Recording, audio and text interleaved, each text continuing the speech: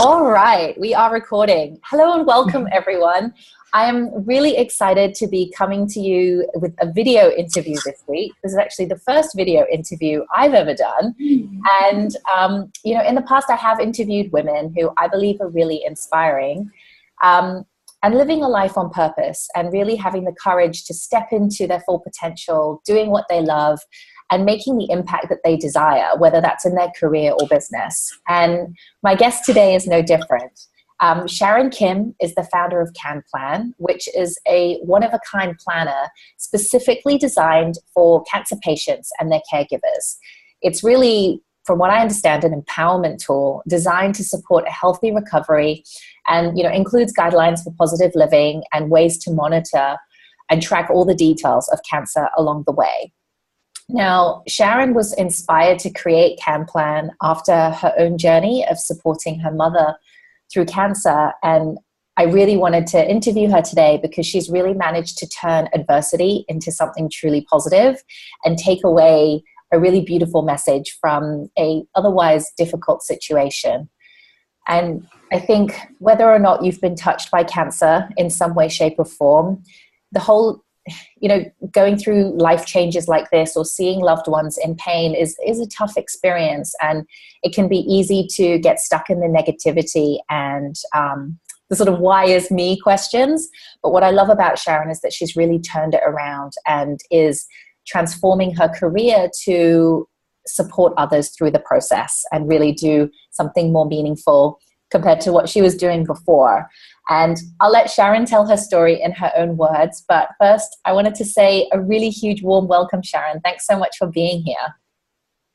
Thank you so much for having me. I mean, I'm really excited to share my story and my mom's story with you and your audience. And I hope that you guys can take something from it and learn from, my story. So thank you so much for having me. Oh, it's my pleasure. Thank you for sharing. And I've got so many questions to ask you, but just so that the audience can get up to speed, why don't you tell us a little bit about your background and your journey to creating CanPlan, just in your own words? Mm-hmm. Okay, so I graduated from Santa Clara University, a college in the Silicon Valley, and right out of college, I started working for various startups, and I kind of got into the marketing field. So this tech startup that I was working for, I went from being a marketing assistant to a marketing manager within 3 months, and I just built up my career from there. Honestly, I had no idea what I was going to do out of college. I think a lot of college kids kind of get stuck in that gray area once they're out. So I was just using this as experience and just to see where it would lead my career path. And it was not even a year after I graduated that I found out that my mom was diagnosed with cancer. So my whole career and life path took a huge turn, and I had to readjust everything. So I went from California and I bought a one-way ticket back to Hawaii and left my career and life behind to try and save my mom and, see what I could do in her treatment path. And throughout that time, it was pretty hard to find work because I was just solely invested in my mom, and it took up a lot of time and emotional aspects of it. So that was a pretty rough journey for my family and I. And once she passed away, I kind of was stuck there wondering what I'm supposed to do with my life after that. The obvious route would have been to just go back to my previous life and rebuild from where I left off, but I wanted to do something more meaningful. I knew there was a bigger calling in my life, and I had to believe that my mom didn't pass away for no reason. So I kind of took that and I used it to build up this idea. I reflected back on what the issues were throughout my mom's treatment, and I started to just build a tool that would help other patients and caregivers that are in similar situations. Beautiful. And so, obviously you've been through so much, and it sounds like you were really successful in your career. Like you went from marketing assistant to marketing manager in 3 months, which is a big deal for a fresh grad. So clearly, you had the ability to move forward in your career. like what went through your mind when you got that phone call about your mom's diagnosis? Because that must have been a huge shock. Right. I mean, cancer is something that you hear so often. Yeah, it's one of those things that you don't really think will ever happen to you. So I remember like just feeling kind of in a state of denial. I didn't really think that this was happening to me. It was kind of like a dreamlike state where I was pretty numb to emotions. I contemplated on whether or not I should move back home for a bit because I was just out of college, starting an exciting new career. But something in my gut told me that I needed to go home. I was still young and I'd have so much opportunity to rebuild my life later on. And what was most important now was my mom and my family. Yeah, absolutely. And so like before the diagnosis and like post diagnosis, like what changed for you? Like how did you see the world before you found out about your mom? And then when you got that call and decided to go back, like how did things change in that short period of time for you? Right. So I guess my career aspirations in the beginning, I mean, I did get some corporate experience throughout my college years, and I kind of knew deep down that I wanted to stray away from that, at least in the beginning. I wanted to actually see my contributions making a direct impact in a company, and I knew corporate industries were a lot about climbing up the ladder. So I figured I'd be able to gain the most experience through a startup and learn everything that I needed to learn through a company that's just beginning, and then hopefully work for a corporate company later on. But I mean, essentially, I think my bigger dreams aligned with society's goals and values as well. You know, I wanted to drive the nice car, and I wanted to work as a marketing manager for a huge Fortune 500 company and get all the corporate perks and things along those lines. But I mean, once my mom got diagnosed and once I dove headfirst into the world of cancer, just the meaning of life changed in general. You really start to appreciate time and non-monetary things. And I mean, no matter how much money that you have in the world, you can't buy time. And I think just making sure that you're making the best use out of your time was what was more important to me after that experience. Yeah. And so like, obviously things changed and you realized the importance of time, and obviously you're very close to your family and you made that decision to leave the corporate world behind to support your mom. Did you have any fears at that time, even though your gut was calling you to do it? Was there anything in your rational brain kind of going through your mind? I mean, I guess my biggest fear was this idea of falling behind. My college was very competitive, and so I'd always hear about my friends, you know, going into their dream careers and getting that high-paying job and living pretty much a fabulous life right out of college. And I really just didn't want people to look at my life and feel sorry for me. And the sad truth is that we do place so much value in, or we place so much importance in the values of society rather than our own values. So in a way, we're bred into thinking that our careers define who we are and what kind of life we're capable of living. So in those terms, I was really scared. I mean, I didn't fit the normal idea of what, you know, an ideal life to society would be. But after diving into the situation, I really didn't care what people thought about me or my career decisions. I knew for myself that, you know, I was making the right decision by going home, and that's all that really mattered. Beautiful. I think that's such a great example of like listening to your gut and listening to your intuition, because I think you're absolutely right. Like we feel like we should do things. We sort of should ourselves into, you know, careers that we don't love, or, you know, staying with, you know, perhaps partners we shouldn't. You know, it applies to so many areas of our life. And I think it's amazing that you were able to really have that courage to follow your heart and follow your intuition and be there for your mom. Thank you. It was definitely not an easy decision to make, but I mean, it was a learning experience in itself, and I had to learn all these values as I went through them. Yeah, definitely. And so when you did leave and you went to look after your mom, like what did you learn like during that time, and how was that experience for you? I mean, in terms of cancer, I learned don't ever underestimate it and always get a second opinion about everything. Don't solely rely on your doctor because he has so many other patients that he has to care for. And honestly, he won't be able to dedicate the amount of time and energy into your treatment plan as you'd like him to. So right when you're diagnosed, study what your cancer is, what it's caused from, and what treatment options, both natural and conventional, are available to you. And start learning about ways to fight cancer at home through nutrition, exercise, and other natural healing elements. And in terms of life, I really just learned the value of time and how it's so short. Like, don't ever take it for granted.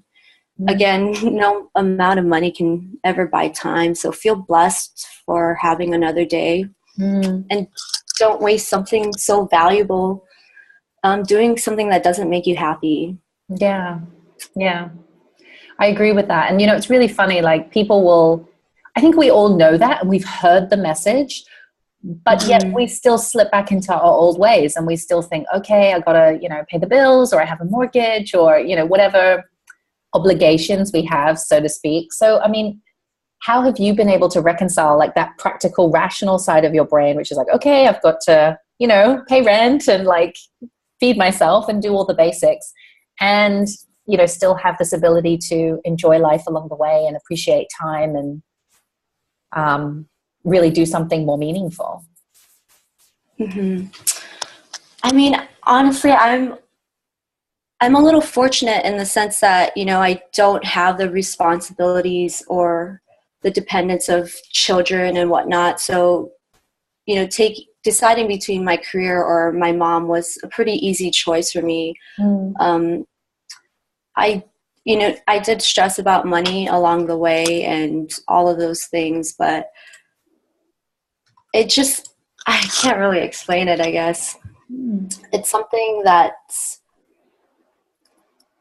you have to just put those stressors aside, and you think of things along the way that you could do here and there. So what I did was I just picked up side projects while my mom was sick and dedicated my time, like a certain amount of time, to doing that on top of caring for my mom. So rather than stressing about it, I kind of just let it come naturally and kind of dealt with it in the moment rather than thinking so far ahead and like getting caught up in it. Because I know myself and I know that I would stress so much about money and all those things. But I guess it really was about learning to live in the moment and learning to live in the present moment, like a moment that you can control and take matters into your own hands in a way. I think that's really powerful. And I think that's such a strong mindset of, by being in the present moment, like you were able to make really smart decisions, right? Like you said, take on the side projects and like do what you can to obviously do what's needed to make money and do the practical things, but it's all in service of the most important thing, which was for you at the time, being there for your mom. And right. Yeah. And I think that's beautiful, because I think a lot of people can, kind of just say, oh no, it's too hard. It's a pipe dream, to follow my heart and follow my dreams.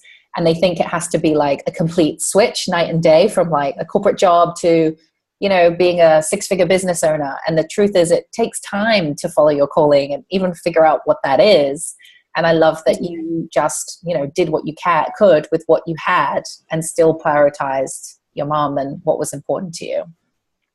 Yeah, I mean, I think that's a very important thing to point out. Like, it doesn't have to be such a drastic jump.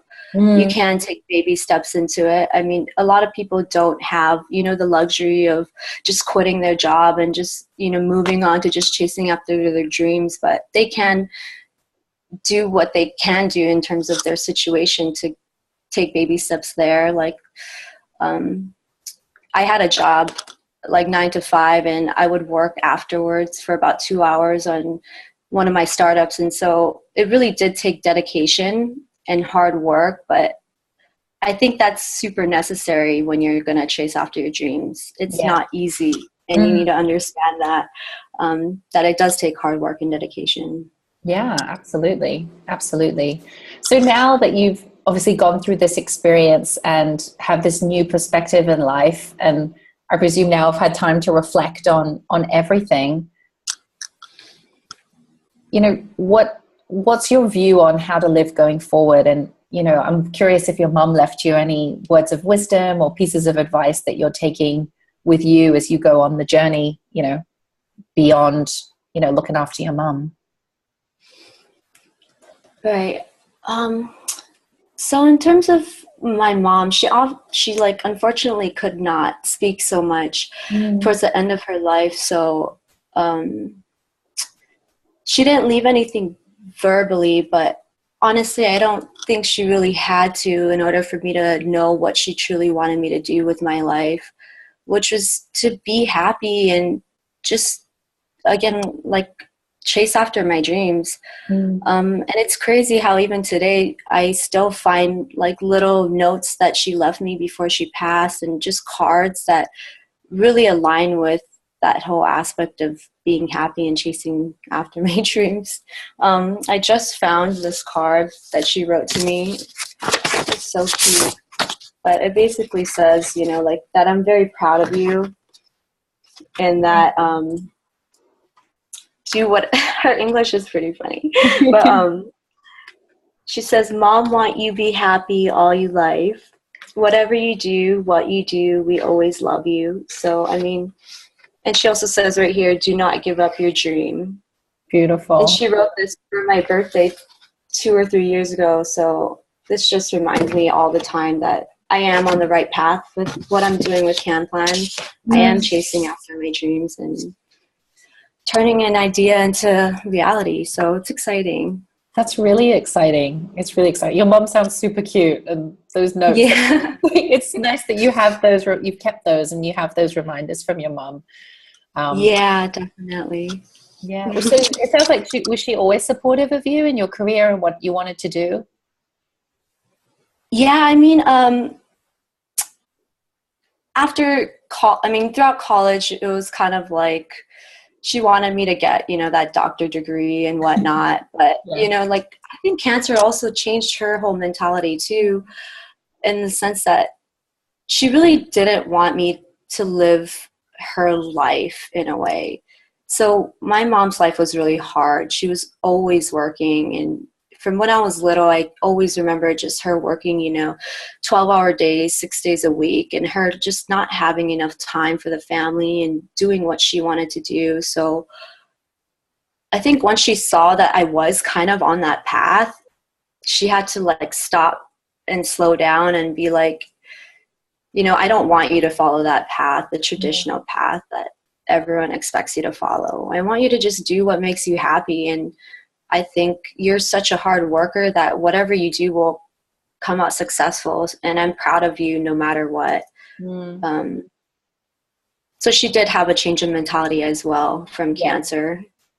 And it's great that we could find a beautiful lesson in such a tragic event. Yeah, absolutely. That's why I'm so inspired by your story, Sharon, because I think a lot of people, you know, in that kind of situation could quite frankly crumble and, you know, just be angry or, you know, blame doctors or like, you know, you can get into a very negative spiral and, you know, touch wood, I've never been in that situation. So, you know, it's easy for me to say what I think I would like to be able to be like in that situation. But, you know, here you are living proof of really turning it around into something positive and making a difference for others as well. Yeah. So I guess that brings me on to my next question. Like, it sounds like you had the startup bug in your blood. Like, you're very hardworking, you're entrepreneurial. What made you say, yes, I want to do CanPlan over, say, the other ideas that you had before the whole incident happened? Well, I guess, I mean, after working for various startups, I realized that I spent so much time and energy making other people's dreams a reality. And I had to really understand the purpose behind what I was creating, because I think the purpose really creates your passion for something. And I just couldn't find that purpose through anything that I did. So any startups that I worked for and any past projects that I was working on, it just wasn't that burning sensation of, you know, why I was creating something. So I think after my mom passed and I tried to find reasons as to why that was all happening to me, I realized that, she gave up her life so that I could finally start chasing after my dreams and creating that bigger purpose for myself. And I did have a pretty vague purpose to start off with. I knew that I wanted to invest in other people and help people in some way or another. But I really didn't understand how. And I guess after reflecting back on my experience with the whole cancer ordeal and like seeing how painful it was for me, I knew at that moment, okay, I don't want anyone else to go through the same thing. My situation could have been avoided and alleviated in so many different ways, and I wanted to create a tool that would help people not follow that same path that I followed. So that pain is really my purpose and that driving factor as to why I work so hard on CanPlan and why I'm trying to bring this product to life, and gave up my whole corporate career dream and goal to chase after something more meaningful. Yeah, I think that's amazing. As I said, like turning this situation into something positive and helping others, because it really sounds like, the situation could have been a bit different at least you would have felt more empowered if you had a tool like CanPlan to help you through the cancer journey. Right. I think right when people are diagnosed with cancer, it's kind of just, they're caught in like a state of confusion and they don't know what to do. And, we're all bred to grow up thinking that our doctors are the experts in this situation. So we're in a sense like waiting on every word for the doctor, waiting for him to tell us, which direction to take and which route to go. But by being more proactive and taking more control over your cancer journey, you could see so many different options and see your whole journey from a broader perspective and see what you need to do through each stage of the cancer and, basically what options are available to you. So having a different standpoint, like right when you enter this whole cancer journey, will change the outcome, I think. Yeah. Pretty dramatically. Yeah, taking back control, right? And not relying on someone else to give you the information. And I think it goes back to you, like trusting your gut to take the time to be with your mom. It's like the rational brain is like, trust the doctor or stay in that safe job, when we ourselves have a lot of power in our own situations. And I love that you're using this tool to help people claim back that power, and just by having that information, they can make smarter choices, which will support them in that journey. Right, exactly. So how have you got to CanPlan? Like, how did you get from idea stage to where you are now, which is, I believe, Kickstarter, right? You've got an active campaign going? Yeah. So right before you actually start the creation process of a project, I first needed to see if this was really an unmet need by people who are in similar situations. And then I also needed to understand, what other products there were out in the market that are similar to mine. So through a friend who had a connection with the cancer organization, I did a basic Q&A with 20 to 30 cancer patients, and I realized that a lot of the issues that they're bringing up aligned with the goals and values of CanPlan. So that validated the need for a product like this. And then I started to look for other competitors who were trying to do the same thing. And I ordered, there's actually only one other planner that was somewhat similar in nature to this one. So before I started working on CanPlan, I ordered her product and I took a non-biased approach to it. And I asked myself, would this have helped me while I was caretaking my mom? Does it meet the needs that I think are being unmet? And I found that there was still so much room for improvement. And unfortunately, it didn't seem like as much thought was put into it. So I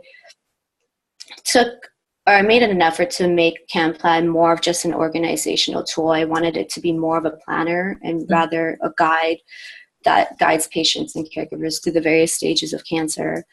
And so that kind of started the whole process for it. And while I was working on it, it just more so felt natural. I started building upon ideas, and I started even doing things I wasn't even capable of doing. And it just went, I don't know, it tumbled into this great big explosion of awesome ideas that I was able to capitalize on and turn CanPlan into what it is today. So it felt very natural, the whole process of creating the planner. And, you know, the beauty of it was that I got to grieve as well. It helps me to properly grieve over the loss of my mom and, you know, remember the different beautiful memories of when she was alive. And I'll take that into effect while creating the planner. So there's only benefits that came from this whole process. And I'm so proud of where CanPlan is today. Yeah. And I truly believe it'll help people that are in similar situations as me.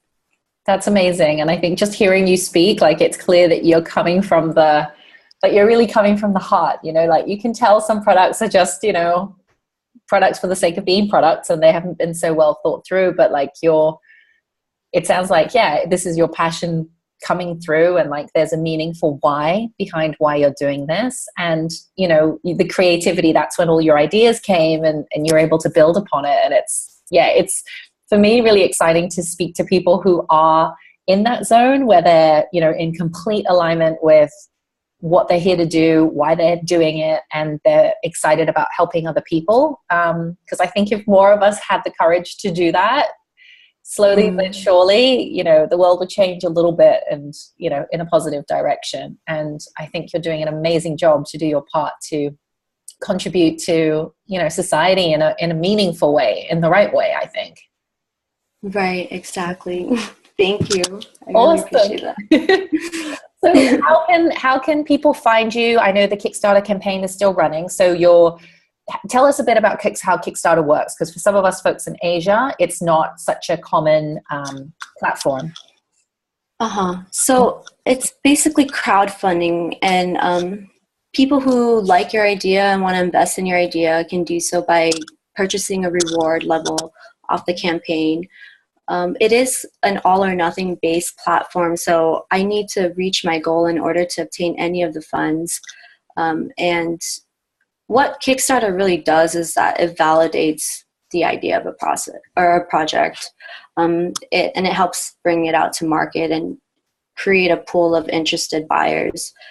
So what you're really doing is either pre-ordering the planner or basically saying, hey, I support your idea. I think it's really beneficial and I'd love to see you bring it to life. Beautiful. And so where can we find CanPlan and support you and the planner?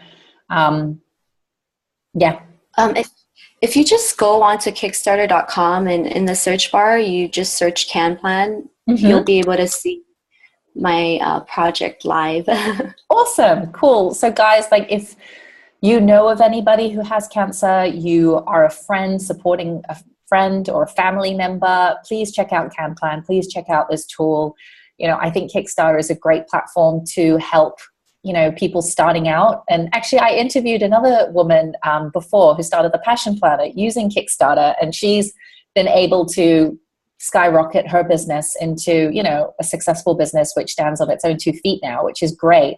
But, you know, I think for cancer, you know, the more tools, the better, the more empowerment we can take back into our own hands, the better. So please go check it out. I will send the links with the video so you can check that out more easily and spread the love. You know, we need to be thinking about how we can support more people on this journey. And as I said, whether or not you've been on it, I'm sure you know people who are going through it or, you know, have been touched by it. And I encourage you to share. Okay. So I will definitely check that out too. And Sharon, thank you so much. I think you've shared so many words of wisdom here today in terms of your journey and, you know, how you've come to CanPlan, and your passion and your excitement is truly, truly palpable. If you had to leave the audience with a message or a challenge to really follow their dreams and follow that calling and pursue something more meaningful and live in the moment, like you say, what would that be? Right. So, bear with me because I did think about this one and I really wanted to leave an empowering message. And so in 2015, I did have to go through the loss of 3 people. So I lost 3 people that I knew within the span of 1 year. And like you said earlier, we don't really often talk about death, but there's so many hidden lessons that we can learn from it. So what losing 3 people in the span of 1 year has taught me is just how short life is, and again, how lucky we are to live or have the opportunity to live another day. But we all spend so much time worrying about the past and wondering what's going to happen in the future that we don't have, or we don't sit to think about what's happening right now. You can't change anything about the past, and you don't have control over what's going to happen in your future. So why not focus on right now, which is a moment that you can change? When you start to live life in the moment, you begin to see and experience things that you normally wouldn't, and you begin to appreciate life for what it really is. And when you think about it, when you leave this earth, I mean, who's really going to remember or even care about, you know, what job you had, what kind of car you drove, or how much money you made each year? Every material possession that you consider to be important or significant won't even matter at that point, because those things aren't what follows you to the grave. Everything beautiful and memorable about a person really deals with the inside. And I'd say you live a pretty darn good life if you were able to touch someone's life in one way or another, even if it's just a handful of people. I mean, knowing that you made a difference will bring more value to your life than you could imagine. So I'm sure you've heard this spiel before, but it's taken me a while to really understand it. And unfortunately, I did have to lose people in order to really understand it better, and most importantly, start living by it. But the first step is realization. So I encourage all of you to ask yourselves and decide, is this the life that you want to live? Is this the best that you can be? Can you be stronger? Can you be kinder, more compassionate? Really sit down and breathe in and breathe out and decide. Beautiful. So really take matters back into your own hands and make that choice for yourself in the present moment. Right. Yeah. And I think you've demonstrated that so beautifully, Sharon. So, you know, I love how you got the inspiration, but then you took the practical steps and did your market research, and then did your competitor research, and then, you know, built a creative flow. I think that's just so beautiful. And that's why I love your story so much. It really gives an example of what happens when you ask the right questions. You know, it's not, oh, what will people think? Like, who cares what they think? So why ask that question? It's, you know, what's important to me? What's the life I want to live? So thank you for sharing that nugget of wisdom. I think that's going to be really helpful for our audience. And, you know, guys, I want to hear from you. When you've listened to this interview, I'd love for you to share what your biggest insight or takeaway was from this interview. And definitely check out the CanPlan Kickstarter campaign and support in any way that you can, whether for yourself or for friends and family. And Sharon, thank you so much for sharing your story. It's been such a pleasure to have you on as the first video interviewee. Yay, exciting. Thank you so much for having me. I'm really excited to be a part of this whole experience, and I really hope that it does encourage you guys to chase after your dreams. We all have only one life to live, so let's live it to the fullest. Completely and agree. Thank you again for having me. You're welcome. Okay, guys, wishing you all a really beautiful week.